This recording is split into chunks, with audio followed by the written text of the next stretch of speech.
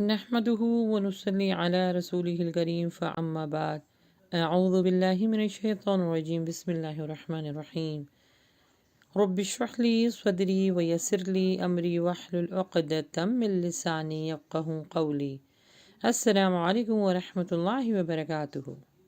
Programme آج کی نیکی آپ کی خدمت میں لے کے حاضر ہوئے ہیں۔ آج انشاءاللہ جو چیز ہم سیکھنے کو جا رہے ہیں یا جس کے بارے میں قرآن و حدیث کیا کہتا ہے، بہت امپورٹنٹ یہ آج کا جو ہے ٹاپک ہے، اور یہ ہماری روزمرہ زندگی سے تعلق رکھتا ہے، اور اس کو کرنے کے بعد اللہ سبحانہ و تعالی ایسے بندوں کو محبوب رکھتا ہے۔ جی ہاں، پاک صاف رہنا، پاک و صاف رہنا یعنی طہارت کا خیال رکھنا۔ طہارت کا خیال رکھنا یا پاک و صاف رہنا انسان کی زندگی میں بہت اہمیت کا حامل ہے، چاہے وہ مسلم ہوں، چاہے وہ غیر مسلم ہوں، کوئی بھی معاشرے کے لوگ ہوں، اس چیز کو ترجیح دیتے ہیں، اہمیت دیتے ہیں کہ انسان کی زندگی صفائی ستھرائی سے بڑھ جاتی ہے، کیونکہ انسان کی شخصیت میں نکھار صفائی ستھرائی اور جسمانی پاکیزگی سے پیدا ہوتا ہے۔ اور الحمدللہ جس مذہب، جس دین سے ہم تعلق رکھتے ہیں، ایک مکمل دین ہے۔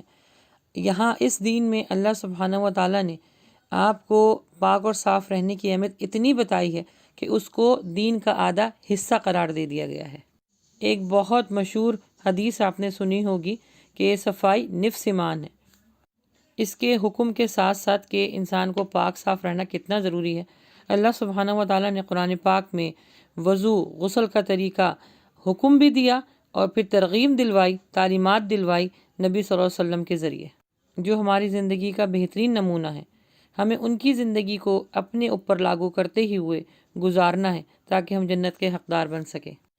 پاک اور صاف رہنے کی اللہ سبحانہ و تعالیٰ نے اتنی اہمیت اور اس کے اتنے اجر بتائے ہیں۔ اللہ سبحانہ و تعالیٰ فرماتے ہیں کہ جو شخص اپنی طہارت کا، صفائی ستھرائی کا خیال رکھتا ہے تو وہ میرا محبوب ترین بندہ ہو جاتا ہے۔ جی، عموماً لوگ یہ پوچھتے ہیں نا کہ قرب الہی کیسے حاصل کرنی چاہیے، یہ کیا ہمیں کرنا چاہیے؟ تو یاد رکھیں یہ ایک بہت بڑی نعمت ہے کہ اپنی زندگی میں آپ پاک و صاف رہیں، نہ صرف جسمانی انداز میں بلکہ روحانی انداز میں بھی۔ اللہ سبحانہ و تعالیٰ کو پاک اور صاف رہنا بندے کا بہت پسند ہے، طہارت حاصل کرنا بہت پسند ہے۔ کتنا مکمل اور کتنا جامع دین ہے ہمارا کہ اللہ کے نبی صلی اللہ علیہ وسلم کے ذریعے اللہ سبحانہ و تعالیٰ نے ہمیں باتھ روم کو استعمال کرنے تک کا طریقہ بتایا۔ اللہ اکبر! یعنی کتنا خوبصورت اور فائدہ مند دین ہے ہمارے لیے کہ اللہ سبحانہ و تعالیٰ نے نجاست سے کس طرح پاک و صاف رہا جاتا ہے، یہ تک ہمیں جو ہے ترغیب دلوا دی گئی اللہ کے نبی صلی اللہ علیہ وسلم کے ذریعے۔ پھر ذرا غور کیجئے وضو کے اوپر، کتنی خوبصورتی سے اللہ سبحانہ و تعالیٰ نے اجر کے ساتھ ہمیں پاک اور صاف رہنے کی، یعنی دن میں 5 دفعہ جب آپ اپنے اعضاء کو دھوئیں گے تو کوئی انسان کوئی گندہ رہ سکے گا؟ اس کے پاس سے کسی بھی قسم کی بو یا کراہیت آئے گی نہیں۔ آپ مغربی ممالک میں دیکھ لیجئے، یہ ایک دن نہیں نہاتے ہیں، آپ ان کے پاس بیٹھ نہیں سکتے۔ ہمارا دین کتنا مکمل ہے، کتنا جامع ہے۔ نہیں، کتنی بڑی خوبصورتی ہے کہ طہارت اور پاکیزگی کو آدھا ایمان کہہ دیا گیا ہے۔ یعنی آدھا ایمان تو یہ ہے کہ آدمی روح کو پاک اور صاف رکھے، اور آدھا ایمان یہ ہے کہ آدمی اپنے جسم کی صفائی کا بہت زیادہ خیال رکھے۔ روح کی طہارت یعنی روح کی پاکیزگی یہ ہے کہ اس کو کفر، شرک اور بدعات جیسی نجاستوں سے پاک رکھ کے صالح عقیدے اور پاکیزہ اخلاق کے ساتھ آراستہ کیا جائے، اور جسم کی طہارت یہ ہے کہ اس کو ظاہری ناپاکیوں سے پاک اور صاف رکھ کر سلیقے اور آداب کے ساتھ زندگی کو گزارا جائے۔ یہ جو حدیث ہے کہ صفائی نصف ایمان ہے، اصل میں امت کی اصلاح کے لیے نبی صلی اللہ علیہ وسلم نے ان باتوں پر دھیان دلایا ہے کہ سب سے پہلے پاکیزگی کا ذکر اس وجہ سے کیا ہے کہ انسان ایکچولی 2 چیزوں کا مجموعہ ہوتا ہے، ایک ظاہری اور ایک باطنی۔ انسان کا ایمان اس وقت مکمل ہوتا ہے جب ان دونوں کو پاک کر کر اللہ کی طرف بڑھے۔ دل کا پاک ہونا بہت ضروری ہے۔ جب انسان اللہ سبحانہ و تعالیٰ کی وحدانیت پر کامل ایمان رکھتا ہے، در حقیقت یہی انسان کے ایمان کی بنیاد ہے، اور انسان جب جسم کی پاکی بھی اختیار کر لیتا ہے تو انسان کے ایمان کی تکمیل ہو جاتی ہے۔ اللہ سبحانہ و تعالیٰ نے صفائی کو، طہارت کو، پاکیزگی کو اتنا زیادہ اہم جز قرار دے دیا ہے کہ نہ صرف ہم انسانوں کو بلکہ پیغمبروں کو بھی اس چیز کا حکم تھا آپ سورہ مدثر میں آیت نمبر 4 اور 5 کا مطالعہ کیجئے کہ اللہ سبحانہ و تعالی نبی صلی اللہ علیہ وآلہ وسلم سے ارشاد فرما رہے ہیں کہ اے نبی اپنے کپڑے یعنی لباس کو صاف ستھرا کرو، اپنے آپ کو معطر رکھو اور ہر قسم کی غلاظت اور گندگی سے پرہیز کیا کرو۔ تو اس حدیث سے اندازہ کر لیجئے کہ صاف ستھرا رہنا کتنا ضروری ہے۔ ہمارا مذہب ہمیں ہر طرح سے صاف ستھرا رکھنا چاہتا ہے، ظاہری طور پہ بھی اور باطنی طور پہ بھی۔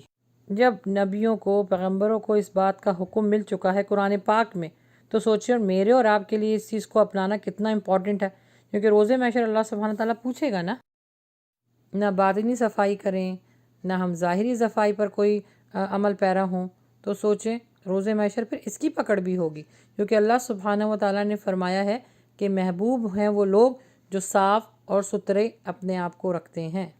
جس بات کا حکم دیا گیا تھا قرآن مجید کے ذریعے تو اس پر عمل کیوں نہیں کیا، اور جن حکم پر عمل نہیں ہوتا ان کی سزائیں بہت بڑی ہوتی ہیں۔ اچھا، یہ سب تو ہم کو پتہ ہے کہ ظاہری جو صفائی ہوتی ہے وہ کس طرح کی جاتی ہے کہ پانی کے ذریعے آپ جو ہے وہ طہارت حاصل کرتے ہیں، غسل کرتے ہیں، وضو کرتے ہیں، اور اس کو اور نکھارنے کے لیے ہم کچھ پروڈکٹس یوز کرتے ہیں، جیسے کہ اگر ہمیں ہاتھوں کو دھونا ہے یا جسم کو دھونا ہے، غسل لینا ہے، تو باڈی واش ہے، شیمپو ہے اور ہینڈ واش ہے، سوپ وغیرہ، ہمیں یہ سب کچھ پتہ ہے۔ اچھا، دانتوں کو کلین کرنے کے لیے بھی ہمارا بچہ گرو ہو رہا ہوتا ہے، یعنی اگر وہ 3 سال کا یا 2 سال کا بھی ہوتا ہے تو ہم اس کو اس چیز پر تنبیہ کرتے ہیں کہ اسے اپنے دانت صاف کرنے ہیں، کس سے؟ ٹوتھ پیسٹ سے۔ اچھا، مسواک کچھ لوگ استعمال کرتے ہیں، یہ سب ہمیں پتہ ہے کہ ظاہری صفائی کے لیے ہمیں کیا کیا استعمال کرنا چاہیے۔ اگر یہ سب چیزیں ہمیں نہیں ملتی تو ہم غسل نہیں لیتے، انتظار کرتے ہیں اور کوشش کرتے ہیں کہ ہمیں یہ ساری چیزیں جو ہے وہ ہمیں پرووائڈ ہو جائیں۔ کیا ہم نے کبھی دل کی صفائی کے لیے سوچا ہے کہ کیا ایسی چیزیں ہیں جس سے دل صاف ہوتا ہے؟ کون سے ایسے کلمات ہیں، کون سے ایسا ذکر ہے، کون سا ایسا ورد ہے، یا کون سا ایسا عمل ہے جس کو کرنے کے بعد ہمارے دل صاف ہو جائیں؟ واحد ایک ہی چیز جو اللہ کی بہت بڑی نعمت ہے اور ہمارے لیے بہت بڑی رحمت ہے، قرآن پاک۔ قرآن پاک کو پڑھ کر آپ کی نہ صرف ذہنی، جسمانی، بلکہ آپ کی دل کی کیفیت بھی بدلے گی۔ اللہ سبحانہ و تعالیٰ کی وحدانیت بیان کیجئے، اللہ سبحانہ و تعالیٰ سے استغفار کیجئے، کسی کے لیے بھی اپنے دل میں بغض مت رکھیں، کینہ مت رکھیں۔ جو قرآن پاک میں دل کی بیماریاں آئی ہیں ان سے بچیں۔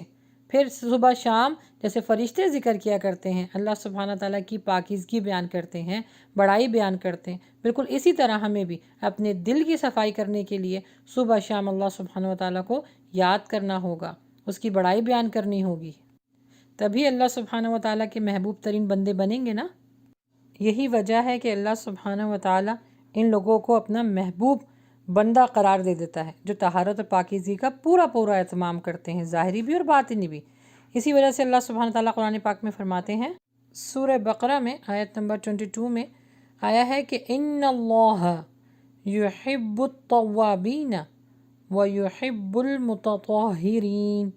بلا شبہ اللہ سبحانہ و تعالیٰ ان لوگوں سے محبت رکھتا ہے جو بہت زیادہ توبہ کرتے ہیں اور وہ لوگ جو اچھی طرح پاک و صاف رہتے ہیں۔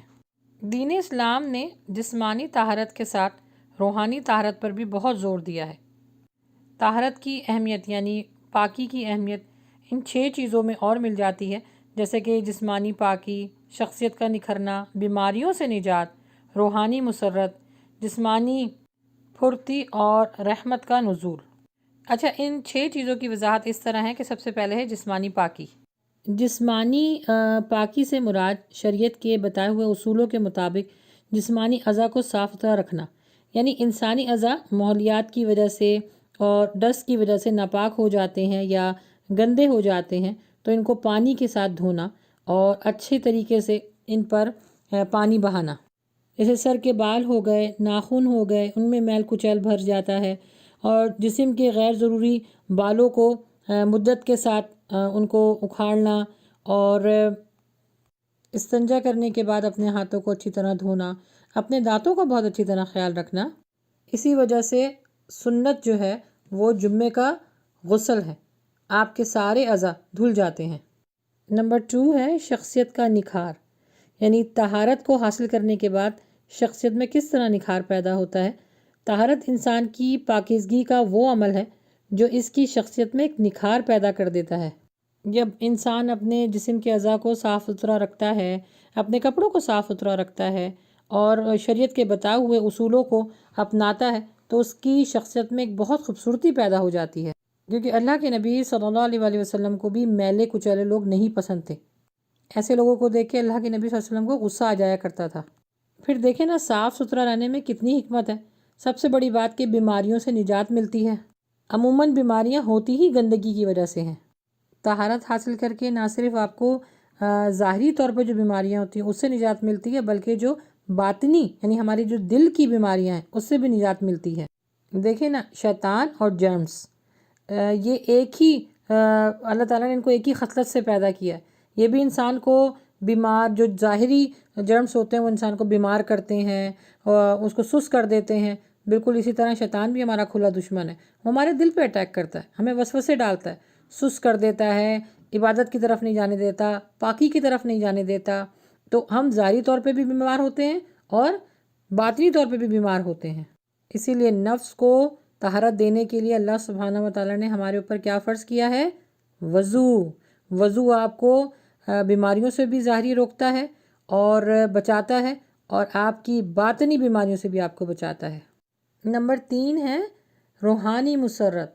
طہارت کے عمل سے چونکہ ایک شخص نہ صرف جسمانی طور پر صفائی ستھرائی کا پورا خیال رکھتا ہے بلکہ اپنے خیالات کو بھی پاکیزہ رکھتا ہے، جس کی وجہ سے اس شخص کی روح بھی پاکیزہ ہو جاتی ہے۔